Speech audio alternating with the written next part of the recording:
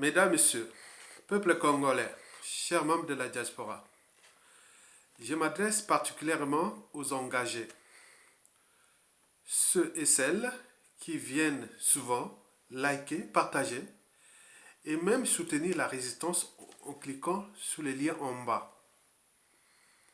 Parce que le combat contre le dictateur Sassou Nguesso est rude et passionnant. Est rude parce qu'on reçoit des coups.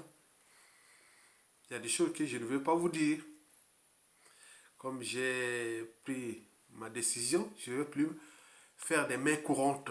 Ça ne sert à rien. Sassou Nguesso est chez lui ici. Donc on le sait. Mais eux aussi, ils savent que ce combat-là devient passionnant pour nous. Parce qu'on n'attaque pas la matière grise. Parce que chaque fois qu'il a un pouvoir, il est dangereux. On sait que je suis une matière grise. On sait que j'ai des réseaux. Je suis bien puissant au pays. Au niveau intellectuel, militaire et autres, vous le saviez. Et les réseaux qu'on s'est constitués, nous, dans la résistance. Donc on sait qu'on est puissant. Donc quand ils cognent sur nous, en cherchant à nous fliquer, à mettre tous les coups bas et passons par les procès et autres. Donc on le sait bien que ce combat-là est rude et passionnant parce qu'à tout instant, la personne est changée de camp. Donc, je m'adresse ici à ces engagés. Parce que sur 100% des Congolais, il y en aura toujours 10% de ces gens-là qui sont debout. C'est universel. Donc c'est à eux. Quand je vois la vidéo, elle est lue à 1000 visionnages, je regarde les 3 ou 4 ou 5 ou 10 qui ont partagé, je dis bravo, ce sont eux. Mais ce n'est pas tout. Mais ceux qui aussi qui contribuent à la lutte, que j'ai mis des liens en bas ici, ce sont eux. Au moment venu, à tout instant, ce sont les premiers que nous devons les contacter par tous les moyens dont disposera l'État congolais et voilà, toutes ces choses-là. Donc, le combat là, on ne le prend pas à la légère. On ne vient pas rentrer dans un pouvoir, dans une lutte ou dans des officines comme on rentre dans un moulin. Il y a des procédures, c'est comme la confiance. Elle se crée au gré des épreuves. Donc vous devez en tenir compte de ça. Et donc nous luttons là pour faire tomber un dictateur qui a piétiné tout un peuple et fracassé tout un pays. Par ailleurs, j'informe les Rwandais, qu'ils soient Hutu ou Tutsi. Je ne joue pas à l'ostracisme ni à la xénophobie anti-rwandais au Congo-Brazzaville. Bien au contraire, nous sommes là pour alerter du danger qui, depuis le coup d'État sanglant France-Afrique de Denis Sassou Nguesso, nous avions un individu qui a rendu ce pays-là vulnérable. Les Congolais sont devenus des étrangers dans leur propre pays. Au regard de ce qui se passe en RDC, nous ne voulons pas ça au Congo-Brazzaville. C'est pour cela que nous alertons les dignes fils de ce pays, civils, militaires, intellectuels et autres. Rejoignez la résistance. Tokolonga, vivement la lutte. Mesdames, Messieurs, peuple congolais, chers membres de la diaspora, être citoyen, c'est d'être informé. Et pourquoi? Parce que l'ignorance est la pire des souffrances. Le savoir et la connaissance vous libèrent. Souvenez-vous, en 2018, il y a 5 ans à peu près, je vous avais fait 2 vidéos géopolitiques sous-régionales très intéressantes. Ces 2 vidéos-là, en nombre de vues, ça doit avoir autour de 40 000 vues. Souvenez-vous de ces 2 vidéos-là. Et ces 2 vidéos-là, j'avais reçu des informations de 2 sources sous-régionales, l'une angolaise et l'autre zaïroise, c'est-à-dire la RDC. Bon, la première source angolaise. Bon, donc je voulais savoir quel est le profil de Joyeux Lorenzo. Nous, on fait de la géopolitique. Au moment où vous êtes là en train de regarder ces vidéos comme des spectacles, vous pouvez être rassuré ou conscient que à tout instant, on peut prendre le pouvoir. Il y a des gens qui seront au service de notre pays. Donc nous, on joue de la géopolitique parce que Sassou était revenu au pouvoir par le sang de nous Congolais, grâce aussi à la géopolitique ou les pays périphériques qu'il avait aidé à faire ce coup d'État. Donc il faut toujours comprendre qu'est-ce qui se passe autour de vous, des voisins. Dans la vie, il faut toujours être en paix avec les voisins. Donc il faut comprendre qui est ce voisin-là. Donc en 2018, un informateur angolais m'avait bien informé. Je demandais qui est ce monsieur Joao Lourenço. Bon, Joao Lourenço, il fait partie des tribus qui sont du côté de l'est de l'Angola, qui va du côté de Baloualaba jusqu'au Katanga. Ce n'est pas un Congo avec K. Au Congo, nous avions eu cette compatibilité-là une fois seulement, dans les années 60, entre Kasavubu et Yulu. Et Bassamade, tout ça, donc c'était des Congos. En République démocratique du Congo, pas du Congo central. Mais nous, on parle du Sud Congo, c'est-à-dire de Lari Congo, Bembe, Sundi, Kamba, Kuni, Vili, Yombi, tout ça. Hein? Ok, très bien. Donc, je cherchais à comprendre qui est ce monsieur-là. Il a dit non, il ne va pas vous aider. Parce que dans la géopolitique stratégique, là, on ne veut pas placer quelqu'un de la tribu qui soit toi Congo ou Congo des deux côtés. C'est très dangereux par rapport aux enjeux. Et donc, le monsieur est d'une tribu lointaine. Donc, la géopolitique des deux capitales là, en réalité, ce seraient les Congo et les Téké qui devaient contrôler les villes de Brazzaville et de Kinshasa. Mais or, depuis, les Téké et les Congo n'ont pas de pouvoir. Donc, sinon, des deux côtés, ça pouvait choper. C'est-à-dire, si un Congo prend le pouvoir au Congo RDC, et inversement, il risque d'avoir compatibilité pour, voilà, venir au secours, la solidarité. Et donc, le monsieur là, Joao Lorenzo, c'est un gars de là-bas. Donc, il m'avait dit que, bon, ben, lui, bon, il n'est plus communiste, hein, lui, bon, c'est comme, voilà, c'est comme, comment on peut dire, bon, comment on appelle ce feu-là? Le radis, hein, il est rouge à l'extérieur, blanc à l'intérieur. Donc, Joao Lorenzo, c'est rouge, voilà, à l'extérieur, et blanc à l'intérieur, c'est-à-dire capitaliste et tout ça. Voilà, bref. Le pouvoir de Lorenzo tient des pétroliers et des Américains. Or, les pétroliers américains, c'est la France, l'Afrique, la France, l'Occident et autres. Donc, n'y rêvez pas. C'est ce qu'il m'avait dit. Et donc, je vous avais expliqué ça. Donc, de cette géopolitique-là, nous ne comptons pas sur Joao Lorenzo pour déposer Sassou Nguesso. Sauf si la France-Afrique ou les Américains ordonnaient et pourraient nous aider à déposer Sassou Nguesso. Mais là, n'y comptez pas. Il m'avait dit ça en 2018. Et jusqu'à présent, il avait raison. Allons voir maintenant du côté de la deuxième source. La deuxième source, elle est zaïroise. Elle vit ici en Occident. Cette source-là m'a bien informé que votre pays est occupé par les Rwandais depuis la nuit des temps. D'abord, bon, vous savez, après les génocides, la majorité Hutu rwandais avait fui à l'extérieur, majoritairement en République démocratique du Congo, dans l'est de la RDC, dans les provinces de l'Ituri, de nord et sud Kivu. Nous ne pouvons pas du côté aussi des Maniema, et bon, un peu vers le Tanganyika, mais pas beaucoup. Mais ils sont installés entre l'Ituri, le nord et sud Kivu. Mais d'autres Hutus avaient fui chez nous au Congo-Brazzaville. Beaucoup sont installés dans la Likwala. Ce sont des Hutus, la majorité Hutus, après les génocides. Et donc, depuis, bon, on connaît bien cette histoire-là, que les Rwandais auraient participé au coup d'État et beaucoup de choses comme ça. Bon, on connaît bien les tribus. C'était les Hutus ou les Tutsis. Bon, donc, il faut... ceux qui ont des informations, ils savent bien. Moi, je ne veux pas aller en détail parce que je sais, mais je n'ai pas des informations fiables pour tenir ces propos.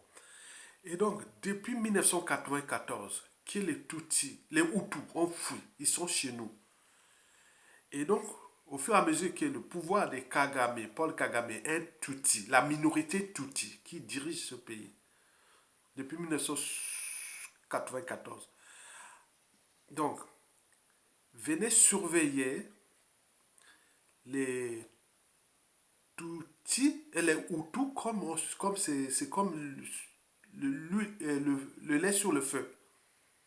Ils surveillent les Hutus en RDC et chez nous comme on surveille le lait sur le feu. Parce que c'est d'abord la majorité ethnique du Rwanda. Le Rwanda aujourd'hui c'est 26 000 et quelques kilomètres carrés. Vous voyez déjà ça. Le Poul c'est plus de 33 000 kilomètres carrés. La Bonza c'est 13 000 et quelques. Et le Koumou c'est 20 000 et quelques.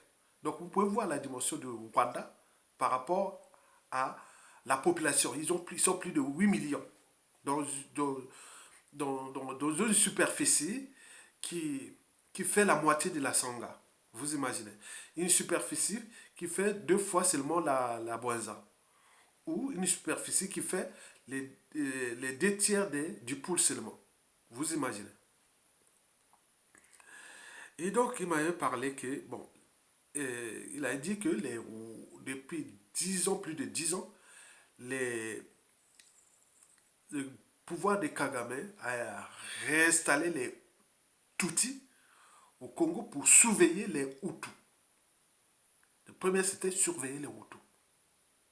Il en a investi. Donc, ils sont arrivés là-bas sous forme de commerçants, d'agriculteurs, d'hommes d'affaires, de point. Ce sont des mercenaires qui sont là depuis. Donc, votre pays est occupé déjà depuis 2010 déjà.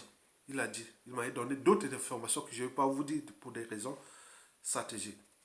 Donc, il a dit que vous risquez de vivre la situation que nous vivons en RDC depuis. Bon, donc, voilà pour la base des soucis que nous allons voir. Parce que l'Angola ne va pas nous aider. Ça, c'est sûr et certain. La RDC, pareil, parce que vous le savez très bien. Mais le Rwandais ou Tutsis qui sont là, ils sont là pour surveiller les Hutus. Maintenant, il arrive un autre problème.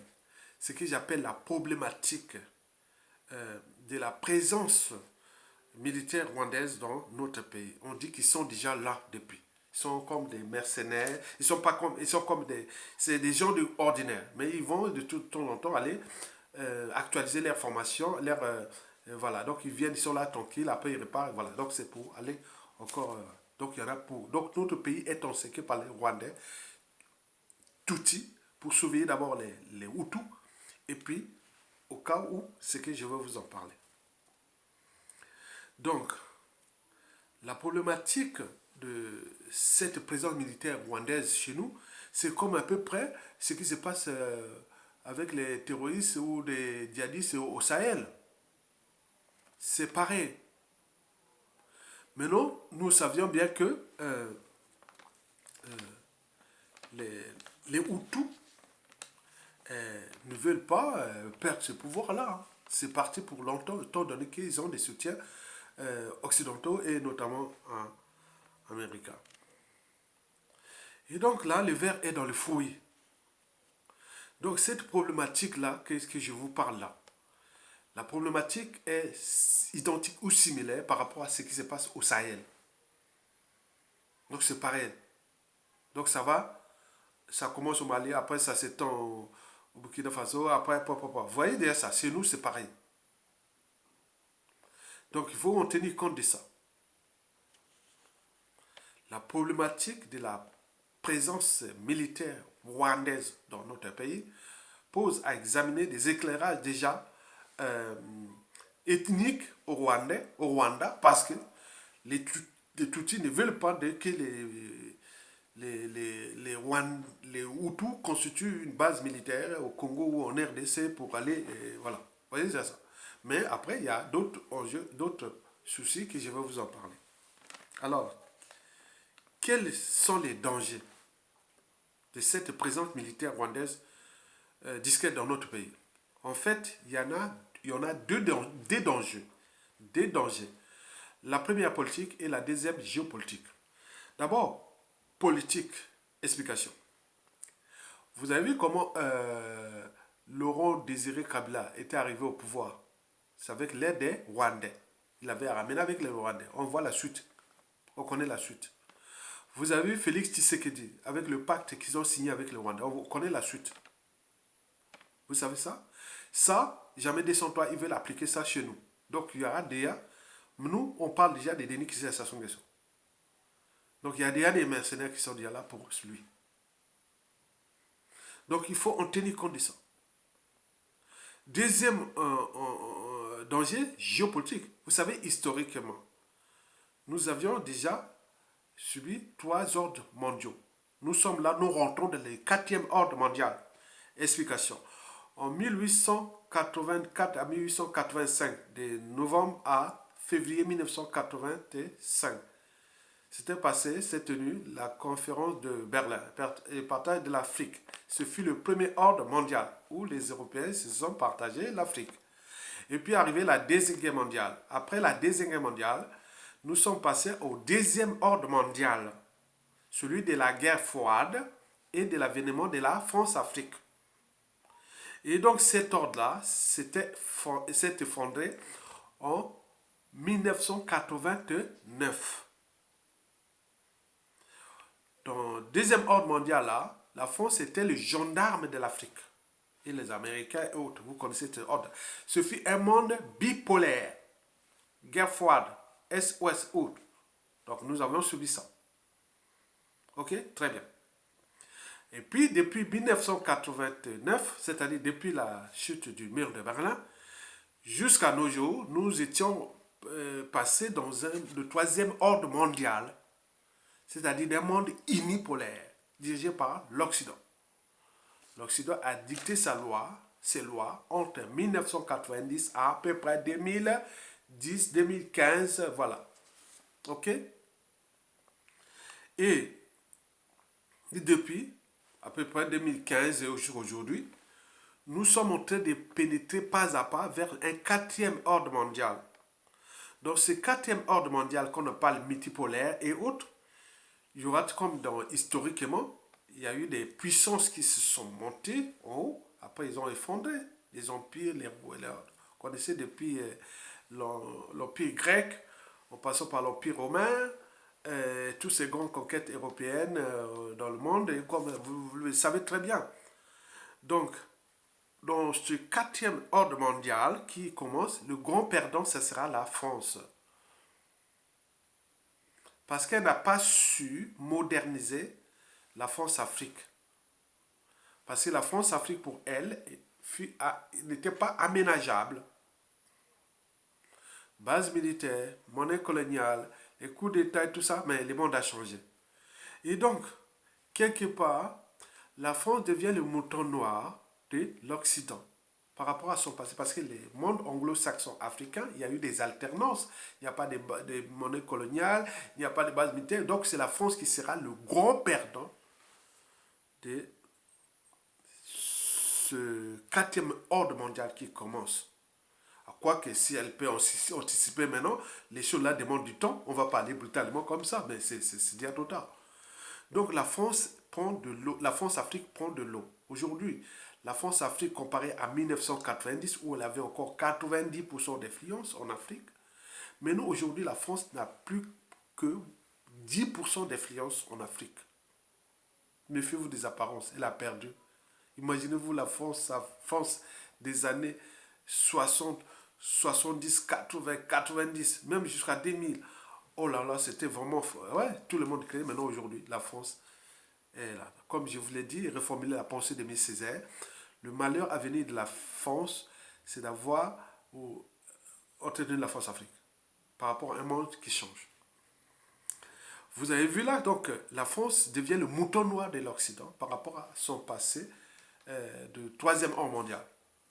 Ce 3e ordre mondial a été à un moment donné une aubaine Pour la France, entre 1944 à 1990, à peu près, c'est très bien. Hein? Maintenant, là, depuis là, il va être vraiment le problème pour la France, parce qu'elle n'a pas su suturer, hein, réorganiser tout avant que le monde change, quoi. Vous voyez déjà ça. Donc, pour les anglo-saxons en Afrique, bon, il n'y a pas de problème, parce que chez eux, les anglo-saxons d'Afrique, il y a des dynamiques politiques, il n'y a pas de monnaie coloniale, il n'y a pas de... Donc, ils peuvent vraiment s'adapter en Afrique. Mais c'est la France qui va perdre gros. Donc, il devient le mouton noir. Donc, les anglo-saxons se disent que, ah tiens, avec le quatrième ordre mondial qui vient, donc il y aura les gros blocs contre gros blocs.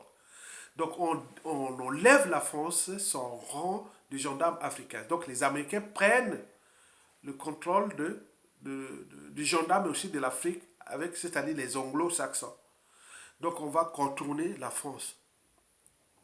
Et donc, la France sera obligée d'être derrière les Américains et les anglo-saxons, ou soi-disant ordre occidental. Et c'est ce qui se décide.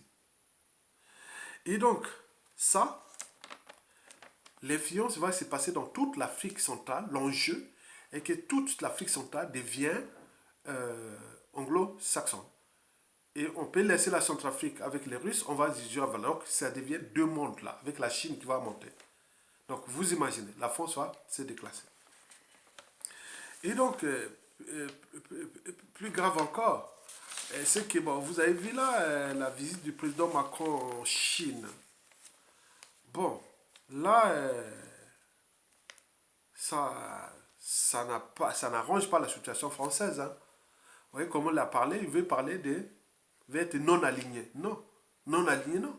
On vous a donné un ordre mondial. Pendant l'ordre mondial, vous avez contrôlé l'Afrique.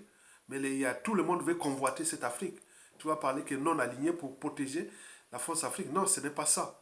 Donc, si Macron veut s'unir avec les Européens, il veut qu'on forme les Européens, qu'on lâche les Américains, pour ne pas créer des tensions avec l'Eurasie et la Chine. Mais là, les Américains, ça ne passe pas. Les discours ne passent pas. La France est avec les Américains ou non, contre l'Eurasie. Donc c'est tout. Mais or, la France et l'Eurasie qui prend la puissance de la Chine, la Russie en Afrique, donc ça devient compliqué pour la France. On est bien d'accord? Ça, c'est le danger qui sont là encore. Et j'ai eu 20 au fur et à mesure. Je pense que pour les géopolitologues, les analystes et autres, il peut y avoir ces données-là. Donc, l'ordre mondial passe vers le monde multipolaire qui annonce. Donc, il y aura formation de deux blocs globaux. Le bloc eurasien et le bloc occidental, dirigé par les Américains et les Chinois. Et dans cette guerre-là, le perdant en Afrique va être la France-Afrique. Parce que toute la structure, le fonctionnement de la France-Afrique est désormais inadapté. Et donc, si elle veut vraiment répondre les choses aux mains, mais ça ne va pas aller vite comme ça prend du temps. Parce que le climat de méfiance et défiance envers la France-Afrique est tel que il faudra du temps. Ça ne va pas se faire comme ça. Donc, si ça fait comme ça, ben, ce sera un aveu de faiblesse aussi. Donc, pour jouer ça, ils vont jouer le statu quo et autres, mais ça va confoncer la France-Afrique et la France en Afrique. Mesdames, Messieurs, peuple congolais, je vous rappelle il y a déjà la présence d'une base militaire rwandaise discrète dans notre pays. Les militaires sont là. Il manque voilà, ils sont là. Tous sont là dans tous les pays. Alors, quels sont les enjeux de cette présence? En fait, il y a 5 enjeux. Je ne veux pas ici vous les décrypter et les détailler, mais au fur et à mesure, on verra. Le premier enjeu est géostratégique. Vous savez que le Rwanda des Kagame, c'est les Américains. Ouais, ce sont les Américains qui tiennent le Rwanda. Donc, ça veut dire que Denis Sassou Nguesso s'est dit, ah tiens, le Rwanda, c'est les Américains, les Occidentaux. Donc, moi, je vais aller me courir derrière le Rwanda pour jouer un peu tout, pour dire on protège, et voilà. En même temps, il y a un jour au statu quo de son régime, il va rester là, et en même temps, il prépare la dynastie. Donc, il dit, bon, écoutez, Paul Kagame, tu es l'homme des Américains, bon, non, je vais être avec toi, mais à condition que, voilà, je vois la découvre ce pays-là, le Congo, et je donne au Rwandais, et en même temps, vous préparez quelque chose pour que voilà, mon fils prend le pouvoir, militairement, à tout instant. Ok? Très bien. Ça, c'est un jeu géostratégique. Je vous rappelle que la stratégie géostratégique américaine en Afrique centrale, c'est d'occuper toutes les zones de la France-Afrique là. Le Congo, le Gabon, le Cameroun, et voilà. On laisse le Centrafrique aux Russes, puisque, voilà, vous imaginez. Donc ça, il faut en tenir compte de ça. C'est un jeu géostratégique. Ça souvait aller derrière les Rwandais pour se dire, ah oui, tiens, on joue avec ça, les Américains, ils vont me protéger, et autres. Et en même temps, ben, il va avoir ce qu'il voulait. C'est-à-dire mourir au pouvoir sans être jugé ni humilié. Et deux, bon ben, passer la dynastie, quoi. Est-ce que ça va marcher? C'est tous les questionnements. Le deuxième enjeu est géopolitique. Vous savez que je vous informe que l'Angola est sous ordre américaine et des pétroliers. Ok? Bon. Deux, la RDC est aussi sous ordre américaine. Mais vous avez vu les mouvements anti-occidentaux dernièrement, comme Macron était en, comment on appelle, en RDC avec les drapeaux russes. Donc il y a les enjeux géostratégiques là en cours. Bon, donc, pour l'instant, toute la périphérie de notre pays, c'est-à-dire le Gabon, sous contrôle de la France-Afrique, mais entre guillemets, puisque le Gabon aussi tend à vers le monde anglo-saxon. Bon, le Cameroun, c'est encore France-Afrique, mais pas aussi France-Afrique comme on dit. Donc, ça reste, devient quelque part un électron libre. Le Tchad, la France-Afrique, certainement. Le Centrafrique, c'est Eurasie, donc Russie. Notre pays reste la France-Afrique, Sassou Nguesso. La RDC, c'est les Américains. L'Angola, le Rwandais, les Américains. Les, le Burundi, ce sont les Américains, parce que c'est le monde anglo-saxon. Voilà. Donc, vous voyez la géographie politique de la sous-région. Donc, Sassou Nguesso, c'est qu'il est entouré des anglo-saxons. Mais il peut les positionner son fils avec ce jeu-là. Donc, il cherche ça. Qui dit anglo-saxons occidentaux, donc il commande la France-Afrique et autres. Donc, il pense comme ça. Pour placer son fils. Donc, il s'y prépare là. Que là, dans ces pays, on ne peut que passer par la force. Parce qu'il n'y a pas de manière de gagner ces élections. Il n'est quoi que ce soit. Donc, on passe là. Donc, est-ce que ça va réussir? C'est point d'interrogation. Le troisième enjeu est politique. Politique parce que il faut se dire que Denis Sassou Nguesso pense à la dynastie. Pourquoi la dynastie? Parce que déjà, pour la dépouille, ça dépouille, parce qu'il a fait du mal à un, donc il va dire que si je meurs, c'est mon fils qui va protéger ma dépouille, nos cimetières et autres. Deux, c'est pour ne pas payer la rançon de la gloire de ses crimes. Donc il sait que si ça change, le fils prend le truc et voilà. Il a déjà préparé là. Donc il est aux anguets. C'est-à-dire à toute instant, ça change, le fils prend avec un mercenaire pour qu'on les protège et autres. Donc il n'a nulle part où aller au ce moment aujourd'hui. Donc il sait bien que donc il arrive là, donc il s'y prépare. Donc on vous alerte sur ce point politique. Donc Sassou est 100% engagé à la dynastie. Donc il joue à sa stratégie-là, la stratégie occidentale. En même temps, comme c'est quelqu'un qui est traître et autres, donc il veut jouer aussi le côté érasien. Mais vous voyez, que ce soit les Occidentaux, que ce soit les Érasiens, ils savent bien que ce régime, ce clan-là, ne va pas survivre face à la pression du peuple, à la désorganisation géopolitique et militaire de ce pays, l'économie et autres, malgré qu'on soit un pion des Érasiens ou des Occidentaux. Donc là, c'est encore notre chance. Donc, c'était un régime qui était France-Afrique. La France-Afrique est déjà avariée, périmée et autres. Mais est-ce qu'on va replacer les anciens, la dynastie des pions de la France-Afrique et autres? Beaucoup de choses se passent là, c'est stratégique. Je vais parler en détail. Donc, au niveau politique, Sassou, c'est mourir au pouvoir sans être jugé ni humilié, payer la rançon de la gloire. Deux, sa dépouille pour ne pas qu'elle soit souillée comme l'a fait aux autres. 3, c'est la dynastie. Et 4, enfin, c'est comment, c'est-à-dire sécuriser les intérêts de ceux qui, à un moment ou l'autre, l'ont aidé. Donc, il voit la France-Afrique là. Bon, il veut aider la France-Afrique, il veut garder, il veut continuer, mais il bien que la France-Afrique prend de l'eau. Et donc là, entre eux, c'est, vous voyez déjà ça. Mais comme la situation, les Américains et autres ne peuvent pas prendre encore les responsabilités, donc on joue au statu quo.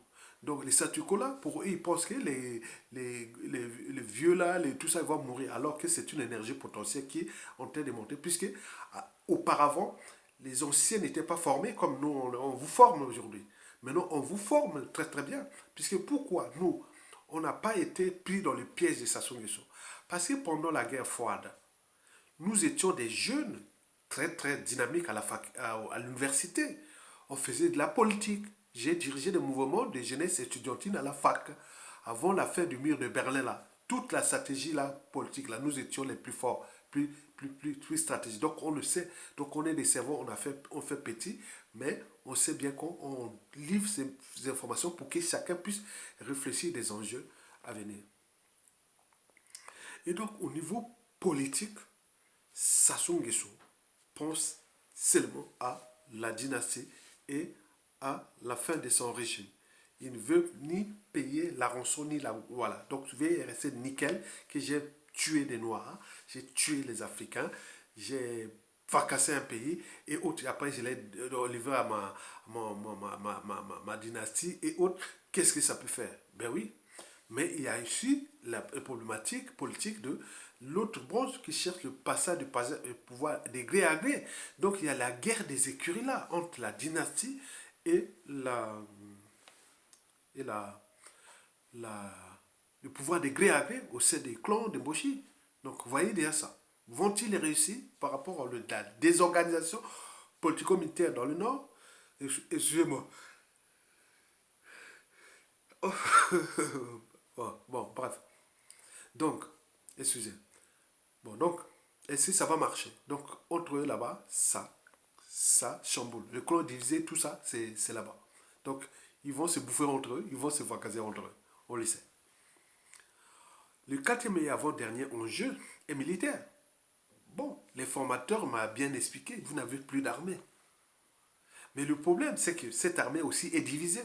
Qui va encore se battre pour Jean-Dominique Kemba, pour Denis Christian Sassou Nguesso, certainement pas. Mais Denis Christian Sassou Nguesso a dit à ses mercenaires rwandais. Est-ce que ces mercenaires rwandais-là vont se battre contre le reste de l'armée au risque d'arriver dans un désastre où, à un moment donné, le Congo-Brazzaville et la République démocratique du Congo, à un moment donné, pourra avoir une coalition pour aller frapper le Rwanda?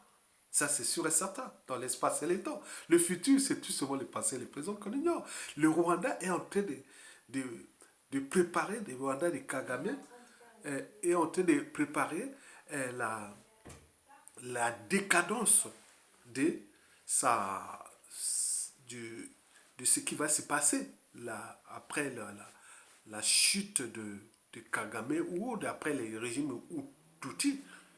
Et avec cette réorganisation géostratégique, si et seulement si les deux Congos demain vont avoir une coalition comme c'était le Rwanda et l'Ouganda qui avaient attaqué la RDC à Kisangani, donc vous, dans l'Équateur. Donc vous souvenez, donc c'est des risques de conflits de demain.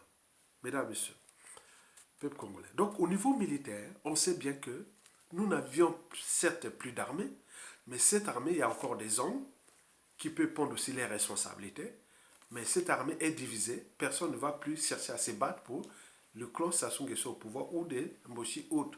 Mais que va faire? Bon, sauf Denis Kissé Sassou Nguesso à ses mercenaires. Mais Jean-Dominique Kemba qui se dit, eh oui, j'ai mes généraux. Donc, comme si on peut les battre avec les généraux, quoi. Donc, vous imaginez. Donc, il y a des soucis là qu'il faut vraiment en tenir compte. Le cinquième et le dernier enjeu est migratoire. Vous avez vu dernièrement sous le premier ministre britannique, là, comme on appelle Boris Johnson, il voulait importer les immigrés clandestins qui sont en Grande-Bretagne pour les ramener au Rwanda. Mais moyennant 200 millions de dollars. chaque année. Bon, donc, ces Rwandais-là arrivés ces étrangers-là arrivés au Rwanda, ils devaient être transportés chez nous au Congo. C'était le jeu là. On en a parlé, on en a parlé, on en a parlé. Il faut continuer à parler. Il faut suivre ça comme on suit les laits sur le feu. Donc, prendre des immigrés clandestins européens et autres, les soi-disant les ramène au Rwanda et des Rwandais, on les ramène au Congo. Vous imaginez? Donc, il faut rester vigilant sur ce point. Donc on en a fait du bruit et autres. Donc cet enjeu migratoire pour le Rwanda, c'est déjà euh, lucratif, donc il peut toucher de l'argent. En même temps, ben, il peut mettre les gens pour venir foutre des bazars au Congo-Brazzaville, là où il y a les Hutus et autres. Voilà, donc vous imaginez ça. Donc cet enjeu est très très important, le grand remplacement qui est là. Donc ça, si la Grande-Bretagne joue à ça, l'Occident va être grillé puisque la Grande-Bretagne et les Américains sont d'Occident. S'il fait ce coup-là contre le Congo-Brazzaville, étant donné qu'ils veulent s'étendre en Afrique centrale, vous imaginez. Donc ça, c'est à réfléchir. Mesdames, Messieurs, peuple congolais, enfin, quelle perspective donner à tout ce qui précède? Ben oui. Bon, moi je pense que dire la chute d'indicateurs apporte le chaos, ça c'est sûr et certain. Donc il y aura les chaos pour nous, peuple congolais, et pour ceux qui travaillent ou porter les indicateurs. Donc il y aura des choses, il y aura des réorganisations au niveau des privilèges, des statuts sociaux, des rangs sociaux, au niveau des administrations, institutions et autres contre le pouvoir. Tout change. Donc ça, il faut en tenir compte de ça. Deuxièmement, il faut savoir que dans 97% des cas, nous risquons de choper une période d'instabilité chronique. L'instabilité chronique, c'est quoi? C'est comme on en voit en avion au Centrafrique, comme on en a vu, comme on le voit en Libye, comme on en a vu au Soudan du Sud, comme on a vu en ex-Yougoslavie, il y a eu des moments comme ça, et on en a vu partout, partout. Donc nous serons de choper ça. D'où l'intérêt de vous alerter que les patriotes, les engagés et autres constituent des cellules de réflexion du sort du patriotisme. Donc placer la raison, l'intérêt général au-dessus de nos appartenances, émotions et tout compris, conflits d'intérêts et autres. Parce que la presse, ça souvent être très très dangereuse. Il y a des choses que je ne vais pas vous dire pendant ma camboya, c'est qu'il y a un boka quoi. Hein? Donc, oui, ça va camboter. Donc, vous comprenez ça? Pour l'intérêt en boka, oui, ça va camboter. Voilà. Voilà. Donc, nous avions ce problème-là qui est là. Donc, il faudra en parler. Ce sont des stratégies qu'on ne dit pas. OK? Donc, nous devons aller vers les convergences, dépasser nos clivages ethniques, des conflits d'intérêts, des haines, des jalousies, parce que ça va nous laisser une poudrière. Comme l'a dit, quand je partirai ce pays-là, sera une poudrière. C'est vrai, ça peut être ça. Et enfin, la troisième des perspectives, c'est que bon, ben, c'est surtout le bassin du Congo. Après le Sahel, le repositionnement des forces géostratégiques occidentales, ça va se passer chez nous, dans le bassin du Congo. Donc, ils veulent prendre les précarés français et les rouler dans le anglo-saxon et sur un gros bloc mondial qui est dirigé par les Américains. Hein, la France sera derrière les Américains, les Occidentaux et autres. Et là-bas, l'Eurasie, c'est-à-dire la Russie et la Chine, et donc dans la sous-région, c'est-à-dire les pays qui risquent de... La Centrafrique d'être consolidée, eurasien. Maintenant, là où il va y avoir les tensions, c'est en RDC et chez nous aussi, entre l'Eurasie et l'Occident. Et donc, voilà beaucoup de choses qui vont se passer. Et donc, nous, dans ce bassin du Congo-là, la presse à Songeso est problématique pour tout le monde. Et donc, nous devons chercher à comprendre pourquoi nous devons analyser en profondeur toutes ces rumeurs, toutes ces choses qui se passent en ce moment. Donc, je ne vais pas vous dire des choses que je ne veux pas vous dire parce que pour des raisons stratégiques. Et donc, likez, soutenez la lutte et contribuez à la résistance. Il y a un lien en bas là, hein, là où j'écris, je pense que la conscience de l'individu devait être au-dessus de l'appartenance, ce que j'ai défini moi ma liberté de conscience. Il y a un lien en bas, soutenez la résistance parce qu'il y a beaucoup d'autres activités qu'on fait. Parce qu'à la chute d'un régime, nous on travaille aussi les réseaux. Et donc dans ces réseaux, la chute la chute d'un pouvoir, ou quand il arrive à un autre pouvoir, on ne rentre pas comme ça. On ne rentre pas dans un pouvoir comme ça. Parce qu'on a fait la lutte, non? Donc, il y a des écuries, il y a des liens. Donc, ceux qui ont soutenu les uns et les autres partis, ce sont eux qui seront contactés dans les réseaux d'officines. C'est comme ça. Ça s'est passé toujours comme ça. C'est pas parce que tu es du nord ou du sud, de l'est à l'est, tu vas rentrer dans un pouvoir comme ça parce que ça soit oui, et maintenant c'est notre tour. Ça ne marchera pas comme ça. Parce que quand historiquement ça s'est passé comme ça, vous voyez comment on a fracassé, c'était des opportunistes et autres. On veut des gens qui s'engagent. Donc il like, il partage, il est actif, il soutient la clique là, il dit ah tiens, il y a un lien là, je mets 10 euros là, et vos 10 dollars là, va pour la lutte. Donc c'est ça l'intérêt. Et ces gens-là, au moment de la chute, les listes sont là. Chacun ses listes, comme je parle, les têtes de pont. Les listes là, on va contacter ces gens-là parce que ce sont des gens, au moment de la lutte, ils étaient là présents. Donc on ne va pas prendre les opportunistes. Il n'y a plus d'appartenance. Celui qui est de ta tribu et autres, s'il ne contribue pas au débat, au combat, ça ne sert à rien. Vous rentrez là, bon, monsieur, madame, de la tribu, bien, on fait la fête, voilà, mais pas dans un pouvoir. Parce que si dans un pouvoir, vous allez être fracassé. Suturez-vous avec les gens qui sont engagés derrière vous. Moi, par exemple, moi, j'ai remarqué, depuis ces 10 dernières années, j'ai dit des durs des durs. Au moment que ça suit, où est-ce que je vais chercher? Il n'y a pas. Par exemple, dans la tribu, les Makwa, je vous dis sincèrement, nettement, hein, le Makwa, je dirais que 5 personnes vraiment aguerries. Il y a 2 peut-être de ma famille, mais les 3 ils ne sont pas de ma famille, ils sont vraiment là. Mais vous regardez le nombre de Makwa. Qui de ce sous-tombeau, Mokoko, il veut, non, non, non, non, c'est pas ça. Donc il faut les faire ça, il faut maintenant raisonner ces gens-là. Regarde quand j'appelle la contribution, que ce soit les procès, les mains courantes et autres, où est-ce qu'ils sont? Rien du tout. Maintenant on peut la cause de Mokoko partager les liens pour les vidéos qu'on parle pour soutenir Mokoko ou autres. Ils sont là. Ils regardent comme ça, comme ce fut au cas de Kolela, quand au pouvoir autre, Kolela arrivait, Kolela quand il est dans la merde, Bakimi, ils ont fui. Et donc c'est pas ça. Donc vous devez éviter ces gens-là. Évitez ces gens-là, s'il vous plaît. La presse, ça sous là. Le pays-là, c'est problématique. C'est dangereux pour ce pays. Donc, il faut entourer des gens qui ont la conviction, engagés, qui ont pris des risques. Ils sont là avec vous. Et ce sont-là, c'est un petit groupe d'individus. Dès que vous avez pouvoir, vous pouvez faire tout. Bon, donc, vous voyez, si vous êtes diplômé, hyper diplômé, on prend les gens qui sont engagés, qui prennent des risques pour le pays. C'est pas le fait d'être un professionnel diplômé ou travailler par-ci, par-là. On s'en fout. L'après d'un pouvoir regardé dans toute l'Afrique, dès que ça change, on se retrouve, oh, mais tel et tel n'est pas là, plutôt c'est un cerveau. Non, mais il n'était pas engagé. On prend les gens engagés. S'il a un cerveau, il va faire on crée les structures pour qu'il aille travailler là-bas ou faire des affaires autres. Mais là, dans les cas de pouvoir, c'est surtout, historiquement, c'est ceux qui ont pris les engagements. Quand je prends par exemple les listes des contributions, je regarde, tel, non, je cherche. Donc c'est ça. Ce sont les gens-là. Et vous verrez ça dans tous les combats, que ce soit les Niamsi, les Nathalie Yam, que ce soit au Côte d'Ivoire, que ce soit au Bénin, que ce soit au Sénégal, ce sont les mêmes. Et ces mêmes se reconnaissent. Donc si vous voulez rentrer dans un pouvoir par la petite porte, ça ne marchera pas. Même si Sassou Nguesso lui-même. Tous ceux qui l'ont, lui, c'est-à-dire ceux qui l'ont servi, c'est-à-dire tu dois d'abord mouiller la chemise, c'est-à-dire aller trahir les gens, aller commettre des crimes, aller faire plein de trucs de mal, et après, il te met dans des postes stratégiques ou autres. Mais alors que nous, c'est le contraire. On prend les gens qui sont engagés, qui like, qui partagent, qui sont dans tous les combats. Ce sont là. On les connaît, les têtes là. Ils sont là dans la diaspora.